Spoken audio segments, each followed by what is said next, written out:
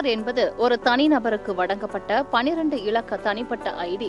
ஒரு குடியிருப்பாளரை அடையாளம் காண பெயர், பிறந்த தேதி, பாலினம் மற்றும் முகவரி, முகத்தின் புகைப்படம், கைரேகைகள் மற்றும் கருவெடி போன்ற தகவல்களை பயன்படுத்துகிறது. தேர்தல் ஆணையம் உள்ளிட்ட நாட்டின் இன்னபிற அரசு நிறுவன முகமைகள் பிறந்த தேதிக்கான ஆதார சான்றாக ஆதார் அட்டையை ஏற்றுக்கொள்ள முன்வரும் நிலையில் தற்பொழுதைய அறிவிப்பு அதற்கு முற்றுப்புள்ளி வைக்கும் நடவடிக்கையாக அமைந்துள்ளது. உதாரணமாக, வாக்காளர் பட்டியலில் பெயர் சேர்க்கும் நடைமுறையில் பிறந்த தேதிக்கு ஆதார சான்றாக இளைஞர்கள் ஆதார் அட்டையை சமர்ப்பிக்கலாம் என்று இந்திய தேர்தல் ஆணையம் தெரிவித்திருந்தது. தற்பொழுது இந்த நடைமுறை செல்ல தகுமா என்ற கேள்வி எழுந்துள்ளது.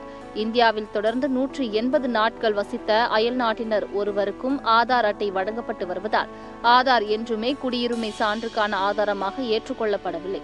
கடந்த ஆண்டு வழங்கப்பட்ட ஆதார் அட்டையில் குடியுரிமை சான்றுக்கான ஆதாரமாக ஆதார் ஏற்றுக்கொள்ளப்படாது என்று தெளிவாக குறிப்பிட்டிருந்தது. ஆனால் தற்பொழுது பிறந்த தேதிக்கான சான்றாகவோ பிறப்புக்கான சான்றாகவோ ஆதார் அட்டை ஏற்றுக்கொள்ளப்படாது என்று தெளிவாக குறிப்பிடப்பட்டுள்ளது. முன்னதாக பிறந்த தேதிக்கு ஆதார சான்றாக ஆதார் அட்டை ஏற்றுக்கொள்ளப்பட மாட்டாது என தொழிலாளர் வருங்கால வைப்பு நிதி அமைப்பு தெரிவித்தது.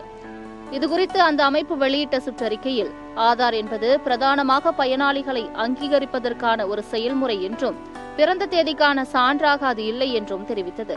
பான் அட்டை, பாஸ்போர்ட், அங்கீகரிக்கப்பட்ட கல்வி வாரியங்கள், பல்கலைக்கழகங்களால் கொடுக்கப்பட்ட மதிப்பெண் அட்டை, பள்ளி மாற்று சான்றிதழ், பள்ளி இறுதி வகுப்பு சான்றிதழ், ஓய்வூதிய சான்றிதழ், அரசால் வழங்கப்பட்ட வசிப்பிட சான்றிதழ், மருத்துவ சான்றிதழ் உள்ளிட்ட ஆவணங்கள் மூலம் வாடிக்கையாளர்கள் தங்கள் பிறந்த தேதியை நிறுவ முடியும் என்றும் தெரிவித்திருக்கிறது.